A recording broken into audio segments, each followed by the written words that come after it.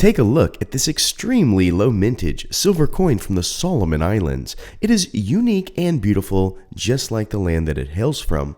You can still get these as of the filming of this video from APMEX. Hopefully this video will help you decide if it's for you or not. It is not often these days I run across a coin from a nation I've not covered, but we are blessed today, and this is the first bullion coin from the Solomon Islands that I have, which means we get to discuss the nation of the Solomon Islands, and then we get to put this coin to our 60-point scale. It is important to know the layout of the land, as it were, so that we can accurately judge the themes as they present themselves on the coin to see if there are elements of cultural significance. So let's set sail to the Solomon Islands. We usually start our historical segments in regards to humanity, but this is a scenario where the geography is needed to discuss the humanity, so we're going to back it up a bit to the last glacial age. This is a time period of around 100,000 years ago that ended about 12,000 years ago. Many of us refer to this last time as the Ice Age. There is roughly the same amount of water on Earth today as there has been for billions of years, so what happens when a significant portion is ice? You guessed it, the sea levels decline. I've always loved the cartography and the interesting maps, and this map helps tell a story we need to understand the Solomon Islands. Take a look at the area connecting Alaska and Siberia. This is the Bering Land Bridge that united two major land masses. Africa is even united by land, as you see, and Australia is even a stone's throw away from a smattering of connective islands. This is highly important as it was the last ice age that showed the potential migratory patterns of humans and other animals around the world. This is why we had cheetah in America and why native peoples from America had so many genealogical traits of Asian, such as dark straight hair. The Solomon Islands have a unique story to tell that reminds me of Darwin's writings on the origin of species, where he noted the evolutionary trace between isolated lands. The creatures most likely were isolated during the end of the Ice Age. Sea levels rose, and what was a part of a mainland experience may now be an island, and what was a chain of islands may now be a couple of islands, creating boundaries of isolation.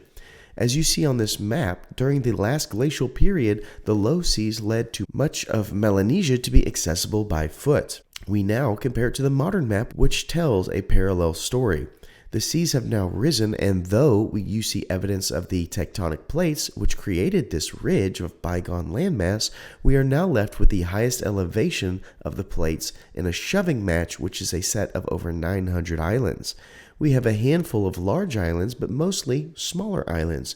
It is within these islands that the tapestry is woven, where every fiber is just a little bit different than the one that precedes it. The separation that was created by the rising sea led to over 70 languages being spoken today in the Solomon Islands. It led to having the rarity of dark skin with blue eyes and blonde hair. It leads to one of the most culturally dense and diverse areas we've ever known.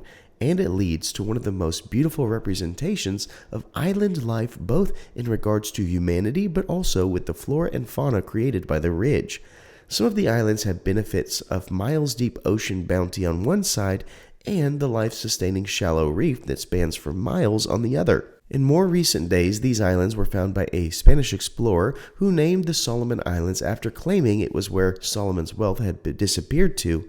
Then it was an island that was colonized by the Germans, but also declared by the British, who took it as a protectorate. It was the English who in many parts introduced the Solomon Islands to the world, and though some of the history is not great, such as blackbirding and slave labor, the Brits have become one of the best partners in propping up the cluster of islands and many of the needs of the affairs of the Solomon Islands, such as health, economic, and educational needs. One of the major evidences of the world coming to the Solomon Islands is evident in the graveyard of military machines, due to this area being a main fighting ground between Allied and Axis forces. The infamous Battle of Guadalcanal happened here, and the bones of the war machine lay in the surrounding waters, creating a network of habitats that divers enjoy today.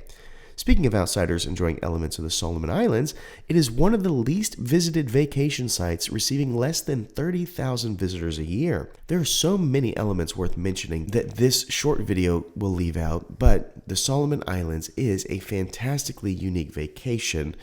but that is information for another video. Now that you're aware of the Solomon Islands, we can accurately place it on our 60-point scale. When we look at the obverse, we're met with a fantastic image of King Charles. We see the DT reminding us that Dan Thorne is the designer here. It is a rather youthful-looking Charles, and all seems to be in correct place. These obverse, unfortunately, are fairly overdone, and I think it would be cool to add a subtle element in the field to add some level of uniqueness, but overall it's sharp and it scores an 8. The reverse is now where we go, and boy is it a doozy. We have the elements of pi laid out in front of us. If you're not sure what pi is, well, it's delicious in food form, but this is a mathematical instrument brought to us by the great Greek philosopher Archimedes. In an effort to not bore you, I will summarize that pi is a ratio between a circle's circumference and diameter. Archimedes did this by using polygons, as you see here when we have this circle with polygons around it. One fascinating element is the value derived is $3.14, which are the infamous 3 first digits of pi that we are most familiar with. But in fact, the sequence goes on for millennia, it would seem. We see the digits of pi spinning around the field as the hand inscribes the Greek letter pi with a stick of chalk. This makes for a very interesting and beautiful image, and it scores an 8. Now we fall to mintage. This coin comes to us with an extremely low mintage of 5,000. This is going to make it about impossible to get this at any other place than eBay in the coming year. It scores a 10. Cultural significance is next. This is a bit of a quandary, as in ancient Greek is the originator of pi, and the knowledge of pi most likely did not hit the shores of the Solomon Islands until Europeans landed. But just because pi was understood first by a Greek does not mean it's uniquely Greek. An Aboriginal may have been the first one to discover fire, but fire is an asset to all people. In the same way, pi is a mathematical factor of function that serves the world. I also found some relevance in scholarly work citing pi in King Solomon's construction methods, as well as pi in a different way. In this document, pi stands for Pacific immigration, where the Solomon Islands are very active in complying and crafting with legislation on Pacific peoples. As you can see, pi comes in many forms, my favorite being cherry or pumpkin, of course, but that's mostly because I don't know what to classify cheesecake as.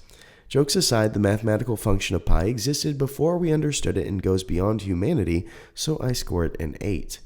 We now travel to collectibility. Believe it or not, the Solomon Islands put out some really fantastically cool coins. I've wanted to have a piece from this land in my collection for some time now, and now I have my own slice of the pie. The Solomon Islands seems to have a very high standard of quality and seems to have low mintage runs, which have a high level of collectability. Exposure is the main issue for coins like this, as the market oftentimes would have interest in the product, but the marketing is not pushed, as the low mintage run means the distributor would be out of product before putting money into adverts in many cases. I scored a 7. Our last area is uniqueness. We scored through the archives of New Mista, thinking there might be more pi coins out there, and the closest I got was an Archimedes coin from years ago. This being said, it is the only one. It is unique as pi itself, which is something to behold, and scores a 10, bringing us to our final thoughts and score. The pi served to us from the Solomon Islands sets our insulin at a remarkable 51 out of 60, meaning two things. One, that this is an elite coin worth your consideration, and two, pi is better than cake for dessert choices. We've all thought it, but now we have science on our side. In all seriousness, what a beautiful coin, and what a great nation to add to our collection. I'm so glad I received it, and now I get to bring the culture and history of the Solomon Islands to you. I hope you've enjoyed this video and coin, and hope you remember, as always, to stay classy and current with the culture of currency.